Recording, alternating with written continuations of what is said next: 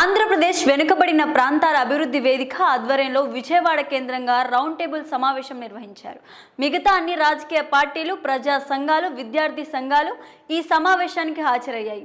వెనుకబడిన ప్రాంతాల అభివృద్ధికై చెయ్యి కలిసి పోరాడాల్సిన అవసరం ఉందని సమావేశం అభిప్రాయపడింది. ఈరోజు రాష్ట్ర రాజధానిలో జరుగుతున్న రౌండ్ టేబుల్ సమావేశాన్ని ఉద్దేశించి ముఖ్యంగా వెనుకబడి జిల్లాల అభివృద్ధి వేదిక ఆధ్వర్యంలో జరుగుతుంది. అయితే కడప జిల్లాలో ప్రారంభమైనటువంటి ఏదైతే ఉద్యమం ఉందో ఈ ఉద్యమం రాంగ రాష్ట్ర వ్యాప్త ఉద్యమంగా మారింది. ఎందుకంటే కడప జిల్లాలో ఉక్కు ఫ్యాక్టరీ, రైల్వే జోను వీటి గురించి మేము పోరాటం చేస్తున్నాం. నిన్న జరిగినటువంటి బడ్జెట్ సమావేశాల్లో ఉక్కు ఫ్యాక్టరీకి నిధులు కేటాయిస్తారని చెప్పి ఎంతగానో ఎదురు చూసాం. ఉక్కు ఫ్యాక్టరీ నిధులు కేటాయించడం ఎందుకంటే ముగ్గురు ముఖ్యమంత్రులు శంకుస్థాపనలకే పరిమితమైనటువంటి ఉక్కు ఫ్యాక్టరీ నిర్వ్యవస్థంగా మారిపోయింది. రైల్వే జోన్ ఎన్నో సంవత్సరాలుగా కేటాయించిన రైల్వే జోన్ కూడా బడ్జెట్ కేటాయించకుండా అది అట్లాగే అయిపోయింది. అనేక కడప జిల్లాలో ఉన్నటువంటి అనేక నదులకు బడ్జెట్ కేటాయించక నదులను కూడా అట్లే ఆగిపోయి అలా కడప జిల్లాలో ప్రారంభమైన ఉద్యమం రాయలసీమ, ప్రకాశం, నెల్లూరు కలుపుకొని పెద్ద ఎత్తున ఉద్యమాలు శ్రీకారం చుట్టాం. అందులో భాగంగానే ఈరోజు రాష్ట్ర రాజధానిలో ప్రభుత్వాలకు వాణి వినిపించాలని చెప్పి అఖిలపక్ష కమిటీ ఆధ్వర్యంలో రౌండ్ టేబుల్ సమావేశం జరుగుతుంది. ఈ రౌండ్ సమావేశం యొక్క ఉద్దేశం ఏంటంటే వెనుకబడిన ప్రాంతాలను అభివృద్ధి చెందాలని చెప్పి అందరూ అన్ని పార్టీలు, అన్ని సంఘాలు కోరుకుంటున్నాయి. ఆ దిశగానే బహుజన సమాజ్ పార్టీ కూడా ఈరోజు రౌండ్ టేబుల్ సమావేశంలో పాల్గొన్నాము. మేము కూడా మా వాణి వినిపించాము. ఖచ్చితంగా రాష్ట్ర కేంద్ర ప్రభుత్వాలు వెనుకబడిన ప్రాంతాలకి ఖచ్చితంగా నిధులు కేటాయించి అక్కడ ఉన్నటువంటి ప్రాజెక్టులు, నదుల ప్రాజెక్టులకు నిధులు కేటాయించి తన తక్షణమే ప్రారంభించాలని చెప్పి మేము తెలియజేస్తున్నాము. ముఖ్యంగా కడపలో నిరుద్యోగ సమస్య పెరిగిపోయింది. ఉక్కు ఫ్యాక్టరీ ప్రారంభిస్తే ఉక్కు ఫ్యాక్టరీ ద్వారా కొన్ని వేల మంది నిరుద్యోగ సమస్య తీరుతుందని చెప్పి కడప జిల్లాలో అనేక ఉద్యమాలు చేశారు. ఆ ఉద్యమాల ఫలితంగా ఏమాత్రం సాధించలేకపోయాము. ఖచ్చితంగా ఇప్పటి నుంచైనా కూడా ఐక్యంగా అన్ని ప్రజా సంఘాలు, రాజకీయ పార్టీలు, విద్యార్థి యువజన సంఘాలు కలుపుకొని కడప జిల్లాలో ఖచ్చితంగా ఉక్కు ఫ్యాక్టరీని సాధించే దిశగా పోరాటాలు కొనసాగుతామని చెప్పి సందర్భంగా తెలియజేస్తూ జై భీమ్. వెనుకబడిన ప్రాంతాలలో జిల్లాలకు సంబంధించి అభివృద్ధి పైన భవిష్యత్తు కార్యాచరణ రూపొందించుకోవాలంటే గతంలో కడప, కర్నూలు, అనంతపురం, ఉదయగిరి ఇట్లాంటి ప్రాంతాలలో సదస్సులు జరిగాయి.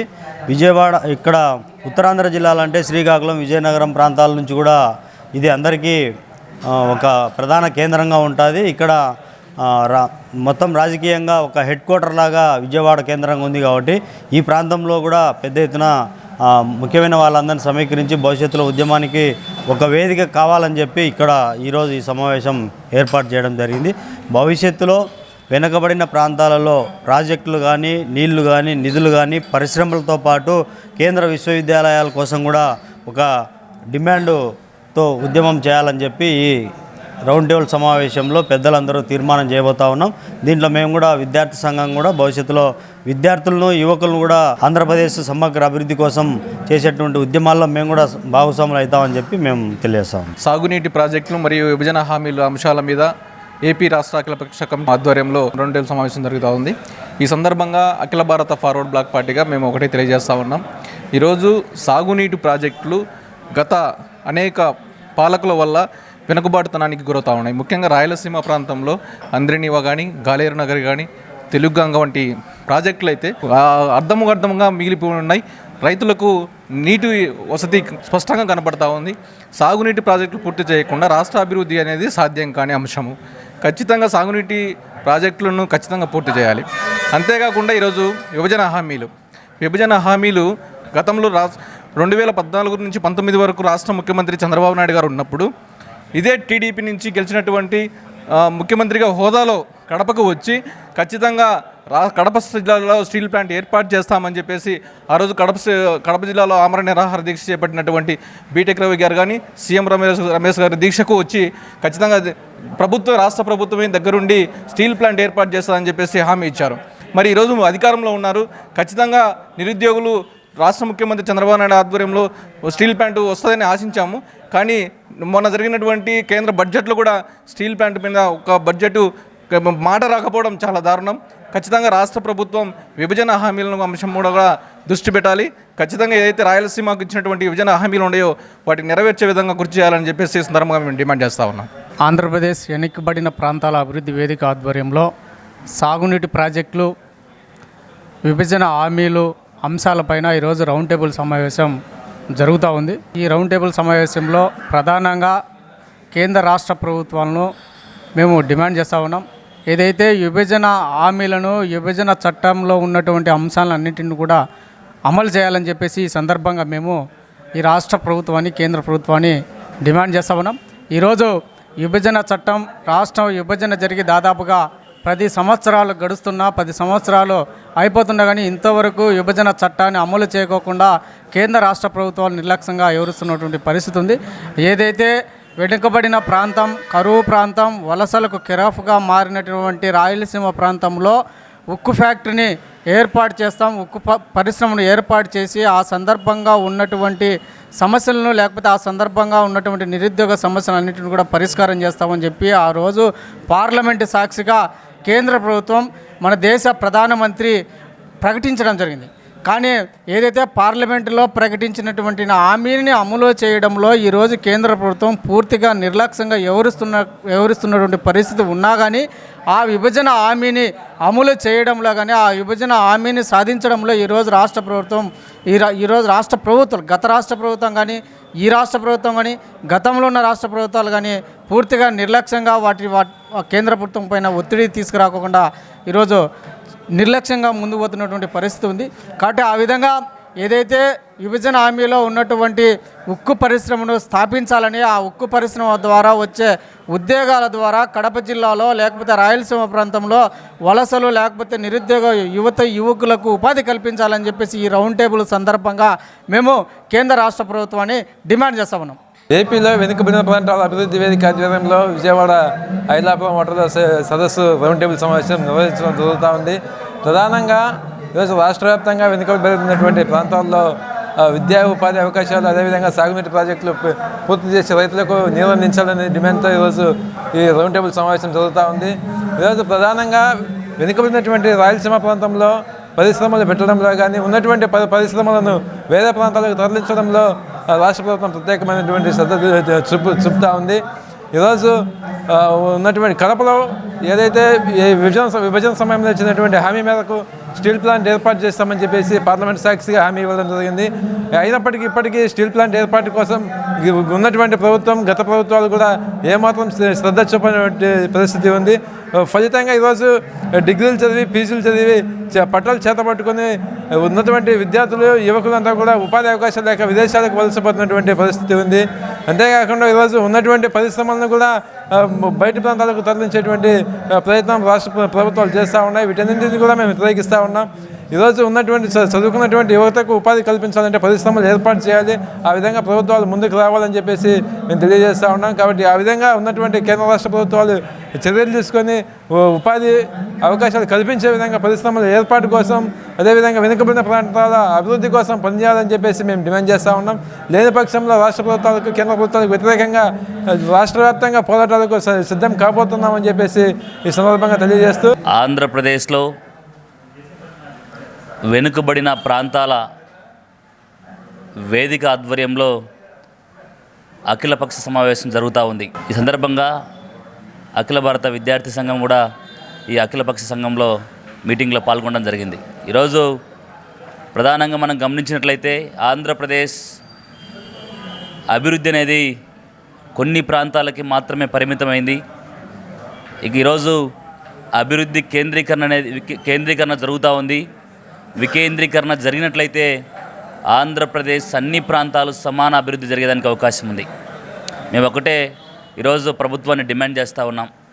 అయ్యా, రాయలసీమ ప్రాంతాలు కానీ, ఈరోజు ఉత్తరాంధ్ర ప్రాంతాలు కానీ అభివృద్ధికి ఆమడ దూరంలో నిలిచిపోయి ఉన్నాయి. ప్రభుత్వం మీరు కేవలం అమరావతిని మాత్రమే అభివృద్ధి చేయాలన్నటువంటి ఆలోచన దుర్మార్గమైనది. దీన్ని మేము తీవ్రంగా ఖండిస్తూ ఉన్నాం. అభివృద్ధి చేయడం ముఖ్యమే, కానీ అన్ని ప్రాంతాలకు వికేంద్రీకరణ జరిగితే ఆంధ్రప్రదేశ్ బాగుపడుతుంది, ఆంధ్రప్రదేశ్కు ఆదాయం అనేది వస్తుంది. అలాంటి ఆలోచనతో ప్రభుత్వం ముందుకెళ్ళాలా. ఈరోజు ఆంధ్రప్రదేశ్లో కడప స్టీల్ ప్లాంటు హామీని ఇవ్వడం జరిగింది కేంద్ర రాష్ట్ర ప్రభుత్వాలు. ఈరోజు ఎక్కడ కూడా కేవలం ఈరోజు శంకుస్థాపనలకు మాత్రమే పరిమితమైనటువంటి ప్రభుత్వాలు ఈరోజు మనం చూస్తూ ఉన్నాం. అదేవిధంగా అనంతపురంలో కేంద్రీయ విశ్వవిద్యాలయాన్ని నెలకొల్పి న్యాయం చేకూర్చాలా. ఈరోజు ఎక్కడ చూసినట్లయితే రాయలసీమలో ఈరోజు సాగునీటి ప్రాజెక్టులు పూర్తి స్థాయిలో నిర్వీర్యం చేసినటువంటి పరిస్థితి మనం ఈరోజు చూస్తూ ఉన్నాం. అంటే ఆ రాయలసీమ ప్రాంతంలో ఉన్నటువంటి నాయకులు ముఖ్యమంత్రులుగా ఉన్నప్పటికీ ఈరోజు రాయలసీమ ప్రాంతము కటకటలాడిపోతూ ఉంది, అభివృద్ధికి వెనుకబాటుకు గురవుతూ ఉంది. ఈరోజు కేవలం ఈ ముఖ్యమంత్రి గారు కొన్ని ప్రాంతాలను ఒక ప్రాంతంను మాత్రమే అభివృద్ధి చేయడం వల్ల మిగతా ప్రాంతాలు అభివృద్ధికి ఆమడ దూరంలో నిలిచిపోయి ఈరోజు అత్యంత దుర్భరమైనటువంటి పరిస్థితుల్లో జీవించడానికి అవకాశం ఉంటుంది. అలా కాకుండా ముఖ్యమంత్రి గారు కేంద్ర రాష్ట్ర ప్రభుత్వాలు విభజన చట్టంలో వచ్చినటువంటి హామీలను నెరవేర్చాలా, సాగునీటి ప్రాజెక్టులను పూర్తి స్థాయిలో ఈరోజు అభివృద్ధి పరచాలా. వీటన్నిటిని విద్య కానీ వైద్య రంగంలో కానీ అన్ని రంగాలు సమానంగా అన్ని ప్రాంతాల్లో వికేంద్రీకరణ జరిగినట్లయితే ఆంధ్రప్రదేశ్ సస్యశ్యామలంగా మారేదానికి అవకాశం ఉంటుంది. అందుకనే ఈరోజు అఖిలపక్ష సమావేశం ఒకటే డిమాండ్ చేస్తూ ఉంది, ఆంధ్రప్రదేశ్లో అన్ని ప్రాంతాలు సమానంగా అభివృద్ధి జరగాలి, ఎక్కడ కూడా అభివృద్ధి కేంద్రీకరణ జరగకూడదు, వికేంద్రీకరణ జరగాలని ఈరోజు అఖిలపక్ష సమావేశంలో నిర్ణయించడం జరిగింది. అన్ని ప్రాజెక్టులో ప్రధానంగా వెనుకబడిన ప్రాంతాల్లో ఈరోజు అభివృద్ధి అనేది జరగాలనేది మా డిమాండ్గా తెలియజేస్తూ ఉన్నాం. Thank you. మాది కనిగిరి ప్రాంతం. వెలుగొండ ప్రాజెక్టుకు శంకుస్థాపన చేసి 28 సంవత్సరాలు అవుతున్నప్పటికీ ఇప్పటికి కూడా పాలకులు ప్రాజెక్టు పూర్తి చేయలేదు. ఎలక్షన్లు వచ్చిన ప్రతిసారి మేము ఎన్నికల్లో పూర్తి చేస్తామని చెప్పేసి దాన్ని ఒక రాజకీయ ప్రయోజనంగా వాడుకుంటున్నారు తప్పక 28 సంవత్సరాల క్రితం శంకుస్థాపన చేసినటువంటి ప్రాజెక్టును ఇప్పటికీ పూర్తి చేయకపోవటం చాలా సిగ్గుచేటు.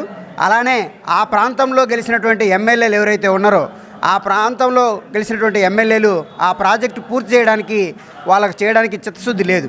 అలానే ఈ ప్రాంతం నుంచి అనేక మంది ప్రజలు వలసలు వెళ్ళిపోతున్నారు. అట్లానే కాబట్టి కూటమి ప్రభుత్వం 379 కోట్లు వెలుగొండ ప్రాజెక్టుకు కేటాయించింది. 379 కోట్లతో వెలుగొండ ప్రాజెక్టు ఎలా పూర్తి చేస్తారో ప్రభుత్వం మాకు సమాధానం చెప్పాలి.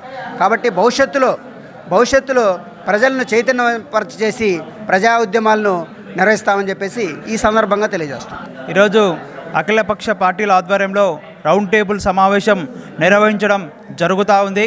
ప్రధానంగా ఈ యొక్క రౌండ్ టేబుల్ యొక్క ప్రధాన ఉద్దేశం వచ్చేసి పెండింగ్లో ఉన్నటువంటి సాగునీటి ప్రాజెక్టులన్నీ కూడా పూర్తి చేయాలని చెప్పేసి ఈరోజు అఖిలపక్ష పార్టీ నాయకులుగా డిమాండ్ చేస్తూ ఉన్నారు. అదేవిధంగా మన రాష్ట్రం విడిపోయి 10 సంవత్సరాలు గడిచినప్పటికీ విభజన చట్టంలో ఇచ్చినటువంటి స్పష్టంగా ఏమైతే హామీలు ఉన్నాయో అవన్నీ నెరవేర్చాలని చెప్పి విభజన చట్టాన్ని స్పష్టంగా అమలు చేయాలని చెప్పేసి ఈరోజు కేంద్ర ప్రభుత్వాన్ని ఈరోజు ముక్త ఖండంతో డిమాండ్ చేస్తూ ఉన్నాం. ప్రధానంగా వెనుకబడినటువంటి రాయలసీమ ప్రాంతంలో చూసుకున్నట్లయితే కడప జిల్లాలో ఉక్కు పరిశ్రమ ఇస్తామని చెప్పేసి ఆ రోజు చాలా స్పష్టంగా ఆ రోజు పార్లమెంటులో పొందుపరచడం జరిగింది విభజన చట్టంలో ఉన్నటువంటి హామీని. కానీ నేటికి 10 సంవత్సరాలు గడిచినప్పటికి కూడా ఇప్పటికి కూడా కడప జిల్లాలో ఉక్కు పరిశ్రమ శంకుస్థాపనలకు మాత్రమే పరిమితమైంది. కాబట్టి ఇప్పటికైనా చిత్తశుద్ధితో కేంద్ర ప్రభుత్వం పనిచేయాలని చెప్పేసి డిమాండ్ చేస్తూ ఉన్నాం. పెండింగ్లో ఉన్నటువంటి రాయలసీమలో పెండింగ్లో ఉన్నటువంటి ప్రాజెక్టులన్నీ కూడా ఈరోజు పూర్తి చేయాలని చెప్పేసి ఈరోజు అఖిలపక్ష పార్టీలుగా డిమాండ్ చేస్తూ ఉన్నాం. అదేవిధంగా విభజన చట్టంలో పొందుపరిచినటువంటి కేంద్రీయ విద్యాలయాలన్నీ కూడా ఈరోజు పూర్తి చేయాలని చెప్పేసి ఈరోజు డిమాండ్ చేస్తూ ఉన్నాం. రాయలసీమ ప్రాంత అభివృద్ధితో పాటు ఆంధ్రప్రదేశ్ ప్రాంతంలో వెనుకబడినటువంటి ప్రాంతాలను అభివృద్ధి చేయాలి. బుందేల్ఖండ్ తరహా విధానంతో రాయలసీమను అభివృద్ధి చేస్తూ కోస్తా ప్రాంతంలో ఉన్నటువంటి నెల్లూరు జిల్లాలో అట్లాగే శ్రీకాకుళం జిల్లాలో విజయనగరం జిల్లాలో ఉన్నటువంటి వెనుకబడిన ప్రాంతాల అభివృద్ధి కోసము రాష్ట్ర ప్రభుత్వము ప్రత్యేక బడ్జెట్ను అలొకేట్ చేసి ఈ ప్రాంతంలోని రైతాంగానికి నీటి పంపకాలతో పాటు ఈ వెనుకబడినటువంటి ప్రాంతాల్లో ఉన్నటువంటి విద్యార్థులకు విద్యా ఉద్యోగ అవకాశాల్లో ప్రత్యేకమైనటువంటి రాయితీలను కల్పించి అవకాశాలు ఇవ్వాల్సినటువంటి అవసరం ఉంది. అట్లాగే సిఆర్డిఏ పేరుతో రాజధాని ప్రాంతంలోనే ఉన్నటువంటి విద్యార్థులకు నిరుద్యోగులకు ఉద్యోగాలు కల్పించి ఇస్తున్నది ఈ ప్రభుత్వం. అయితే ఇది రాష్ట్ర వ్యాప్తంగా ఉన్నటువంటి అన్ని ప్రాంతాల నిరుద్యోగ యువతీ యువకులకు సిఆర్డిఏ పరిధిలో ఉన్నటువంటి అన్ని నోటిఫికేషన్లకు అర్హతలు ఇచ్చి ఉద్యోగాలు ఇవ్వాల్సినటువంటి అవసరము ఉంది అని చెప్పి ఈ సందర్భంగా మేము తెలియజేస్తున్నాను. తెలంగాణ నుంచి బైఫర్కేషన్ అయిపోయిన తర్వాత ఉక్కు పరిశ్రమ ఏర్పాటు చేస్తామని చెప్పి ఆనాటి కాంగ్రెస్ గవర్నమెంటు ఒక తీర్మానం తీసుకొస్తే అది దాదాపు 10 సంవత్సరాలు అయినప్పటికీ కూడా ఇప్పుడు 15వ సంవత్సరంలోకి అడుగు పెట్టినప్పటికీ కూడా ఉక్కు పరిశ్రమను ఏర్పాటు చేసేటువంటి పరిస్థితి గతంలో పరిపాలించినటువంటి జగన్మోహన్ రెడ్డికి లేదు. బైఫర్కేషన్ అయిపోయిన తర్వాత మొట్టమొదటిసారిగా అమరావతిని రాజధానిగా చేసుకొని పరిపాలన చేసినటువంటి ఇప్పుడు ప్రస్తుత ముఖ్యమంత్రి చంద్రబాబు కూడా రాయలసీమ ప్రాంతంలో ఏర్పాటు చేస్తా అన్నటువంటి ఉక్కు పరిశ్రమ ఏర్పాటు చేయకపోవడం దుర్మార్గమైనటువంటి అంశం. మంగళగిరిలో రాయలసీమ ప్రాంతంలో అనంతపురం జిల్లాలో ఏర్పాటు చేయాల్సినటువంటి సెంట్రల్ యూనివర్సిటీని తరలించుకుపోయాడు. అట్లాగే అదే ప్రాంతంలో ఏర్పాటు చేయాల్సినటువంటి ఆల్ ఇండియా మెడికల్ ఇన్స్టిట్యూట్ను తీసుకెళ్లి మంగళగిరిలో ఏర్పాటు చేయడము వెనుకబడిన ప్రాంతాల అభివృద్ధిని వ్యతిరేకించడం తప్ప మరొకటి కాదు అన్నటువంటి విషయము చంద్రబాబు గుర్తుంచుకోవాలి. అట్లాగే ఈ ప్రాంతంలో ఉన్నటువంటి రీజనల్ కార్యాలయాలను ప్రగతి గ్రామీణ బ్యాంక్ కావచ్చు, అట్లాగే లోక్ అదాలత్ కావచ్చు, కర్నూలు న్యాయ రాజధానిగా ఉంటే అక్కడ న్యాయానికి సంబంధించిన న్యాయ కార్యాలయాలకు సంబంధించినటువంటి వాటి అన్నిటిని కూడా చంద్రబాబు తీసుకెళ్ళి ఈరోజు అమరావతిలో పెట్టేటువంటి ప్రయత్నం చేస్తున్నాడు. సో ఈ ప్రాంతాలన్నిటినీ వెనుకబడినటువంటి ప్రాంతాల అభివృద్ధి పట్ల ఏమాత్రము గతంలో పనిచేసినటువంటి జగన్మోహన్ రెడ్డి కానీ ఇప్పుడు ముఖ్యమంత్రిగా పనిచేస్తున్నటువంటి చంద్రబాబు కానీ చిత్తశుద్ధి లేదు. ఇవి ఇలాగే రిపీట్ అయితే నిన్న జగన్మోహన్ రెడ్డి ఏ విధంగా అయితే 12 సీట్లకు పరిమితమై ఓడిపోయాడో మీకు కూడా అదే గతి పడుతుందని చెప్పి గుర్తుంచుకోవాల్సినటువంటి అవసరం ఉందని చెప్పి ఈ సందర్భంగా రాయలసీమ విద్యావంతుల వేదికగా మేము విజ్ఞప్తి చేస్తున్నాము.